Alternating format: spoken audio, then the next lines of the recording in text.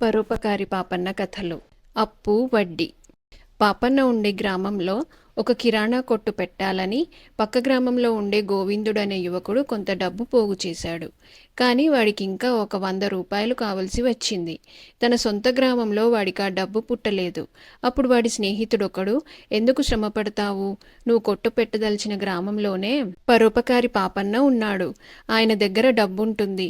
ఎందుకంటే ఈ మధ్యనే ఆయనకెవరో సన్మానం చేశారు. ఆయన డబ్బడిగితే లేదనడు, తిరిగి ఇవ్వకపోయినా విచారించే మనిషి కాడు అని సలహా ఇచ్చాడు.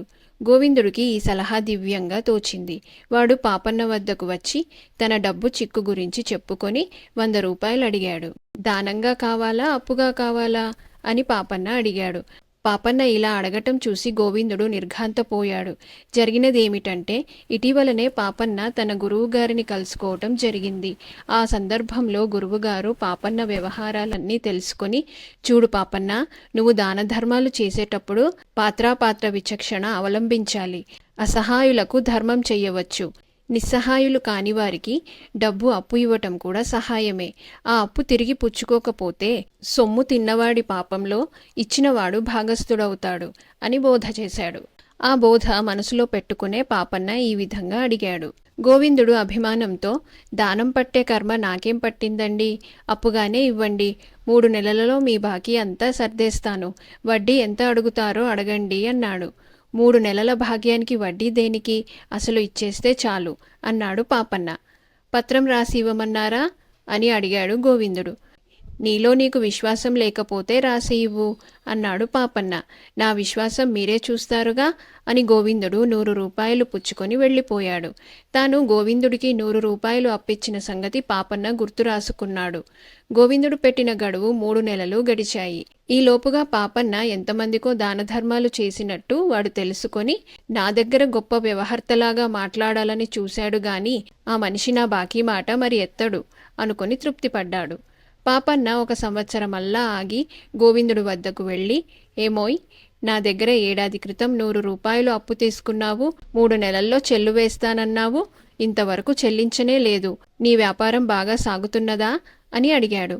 వ్యాపారం బాగానే జరుగుతున్నది కానిండి, డబ్బు పొర్లించవలసి రావటంతో మీ బాకీ తీర్చలేకపోయాను, వీలు చూసుకొని ఇస్తాలేండి అన్నాడు గోవిందుడు. ఇవ్వలేకపోతే చెప్పేయి, దానం చేశాననుకుంటాను అన్నాడు పాపన్న.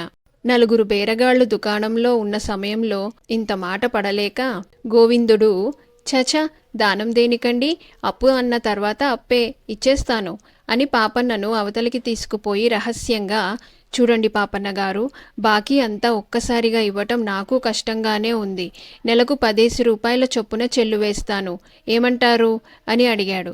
పాపన్న సరేనన్నాడు. గోవిందుడు పాపన్నకు 10 రూపాయలిచ్చి పంపేశాడు.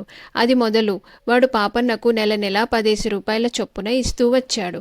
తీర్చనవసరం లేదనుకున్న అప్పు వాయిదాల మీదనే అయినా తీర్చవలసి వచ్చేసరికి గోవిందుడికి పాపన్న పైన ఏదో కసి పుట్టుకొచ్చింది. అందుచేత వాడు పాపన్న పైన దుష్ప్రచారం ప్రారంభించాడు. పాపన్న నెల నెలా వచ్చి 10 రూపాయలు పుచ్చుకుపోయినప్పుడల్లా దుకాణం మీద ఎవరో ఉండేవాళ్లు. వాళ్లతో గోవిందుడు, ఈ పెద్ద మనిషి చూడండి, అపరదానకర్ణుడని అంతా చెప్పుకుంటారు, తప్పనిసరి అయి ఈయనగారి దగ్గర ఒక 100 రూపాయలు అప్పు చేశాను, అందుకుగాను నెలకు 10 రూపాయల వడ్డీ చెవులు మెలేసి తీసుకుంటున్నాడు, చచ్చినట్టు ఇచ్చుకుంటున్నాను, ఏమిటి చెయ్యటం అంటూ వచ్చాడు. ఈ దుష్ప్రచారం విని అంతా ఆశ్చర్యపడ్డారు. పాపన్న పైన అభిమానం కలవాళ్లు బాధపడ్డారు కూడా. ఇలాంటి అభిమానులలో రామయ్య శ్రేష్ఠి అనే ఆయన ఒకడు. ఆయనతో కూడా గోవిందుడు పాపన్న గురించి అందరితోనూ అన్నట్టే అన్నాడు. అది విని రామయ్య శ్రేష్ఠి మండిపడి గోవిందుణ్ణి గట్టిగా చివాట్లు వేశాడు. పాపన్న గారికి వల్లమల్ల వడ్డీ చెల్లించలేక నేను ఎలా సతమతమవుతున్నానో మీకు తెలీదు శ్రేష్ఠి గారు. ఈ బాకీ రద్దయితే గాని నాకు నిద్రాహారాలుండవు. నా భార్య చేతి నగలు అమ్మి పాపన్న గారి నుంచి రుణ విముక్తి పొందుదామనుకుంటున్నాను. కాస్త వాటిని మంచి ధరకు అమ్మిపెట్టి పుణ్యం కట్టుకోండి అంటూ గోవిందుడు తన భార్య చేతి నగలు తెచ్చి రామయ్య శ్రేష్ఠికిచ్చాడు. అసలు సంగతేమిటంటే గోవిందుడి వ్యాపారం 3 పూలు 6 కాయలుగా ఉంది. పెట్టుబడి హెచ్చిస్తే లాభాలింకా హెచ్చే సూచనలు కనబడుతున్నాయి. అందుచేత వాడు తన భార్య నగలు ఎలాగూ అమ్మదలిచాడు.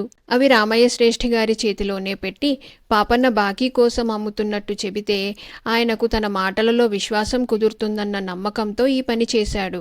రామయ్య శ్రేష్ఠికి గోవిందుడి మాటలలో కొంత నమ్మకం కుదిరింది. అంత మాత్రాన ఆయనకు పాపన్న యందున్న గురి పూర్తిగా నశించక పాపన్న వద్దకు వెళ్ళి గోవిందుడు బాకీ గురించి అడిగాడు. 3 నెలల్లో తీరుస్తానని గోవిందుడు నా దగ్గర 100 రూపాయలు పుచ్చుకున్నాడు.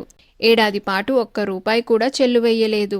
ఆ తర్వాత నేను వెళ్ళి బాకీ తీర్చుతావా, ధర్మం కింద ఉంచుకుంటావా అని అడిగితే నెలకు 10 రూపాయలు చొప్పున చెల్లువేస్తానని 9 మాసాలలో 90 రూపాయలు చెల్లువేశాడు.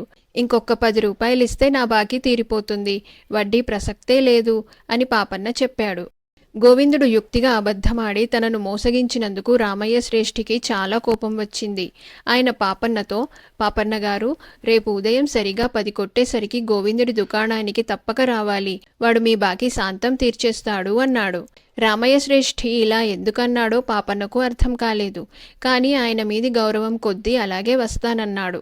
మర్నాడు 10 గంటలు కొట్టడానికి ఇంకా కొద్ది వ్యవధి ఉన్నదనగా రామయ్య శ్రేష్ఠి రూపాయలు మూట కట్టుకొని 1-2 ఊరి పెద్దలను వెంట పెట్టుకొని గోవిందుడి దుకాణానికి వచ్చి గోవిందుడితో, ఇదిగో నువ్విచ్చిన నగలు అమ్మగా వచ్చిన డబ్బు, మంచి ధరకే అమ్మాను. దీనితో పాపన్నగారి అసలు ఆయుధాలు చెల్లించి రుణవిముక్తుడివై ఇక మీదట నిశ్చింతగా ఉండు అన్నాడు. అంతలోనే పాపన్న అక్కడికి రానే వచ్చాడు. రామయ్య శ్రేష్ఠి అతనితో, దయచెయ్యండి పాపన్నగారు, మీ గురించే అనుకుంటున్నాం. పాపం గోవిందుడు మీ బాకీ చెల్లించటం కోసం భార్య నగలు కూడా అమ్మి డబ్బు సేకరించి రుణవిముక్తి పొందగోరుతున్నాడు. చిన్న వ్యాపారస్తుడు కావటం చేత భారీ వడ్డీ ఇచ్చుకోలేక సతమతమయ్యాడు. ఇదిగో మీకు ఈ నెల రావాల్సిన వడ్డీ 10 రూపాయలు, మీరిచ్చిన అసలు 100 రూపాయలు కలిసి 110 రూపాయలు అంటూ పాపన్నకు 110 రూపాయలు ఇవ్వబోయాడు. పాపన్న ఆశ్చర్యపోతూ, అదేమిటి శ్రేష్ఠిగారు, గోవిందుడు నా దగ్గర తీసుకున్నదే 100 రూపాయలు, అంతా ఒక్కసారిగా ఇచ్చుకోలేనని నెలకు 10 చొప్పున 9 మాసాలుగా ఇస్తూ వస్తున్నాడు. ఇంక నాకు రావలసినది 10, పైన ఈ 100 ఏమిటి అన్నాడు. ఈ సంగతి శ్రేష్ఠికి తెలుసుగాని అతని వెంట వచ్చిన పెద్దలకు తెలియదు. వాళ్లు కూడా పాపన్న గోవిందుడి వద్ద వడ్డీ గుంజుతున్నాడనే అనుకున్నారు. గోవిందుడు ఇంతకాలంగా చేసిన నీచ ప్రచారం వాళ్లకిప్పుడు అర్థమయ్యింది. వాళ్ళు గోవిందుణ్ణి నానా మాటలు అన్నారు. పాపన్న ఆ గొడవ పట్టించుకోకుండా తనకు రావలసిన 10 రూపాయలు తీసుకుని వెళ్ళిపోయాడు. గోవిందుడు పాపన్న మీద నీచ ప్రచారం చేసినట్టు కొద్దిసేపట్లోనే ఊరంతా తెలిసిపోయింది. అతని వ్యాపారం కూడా ఆనాటి నుంచి దెబ్బతిన్నది.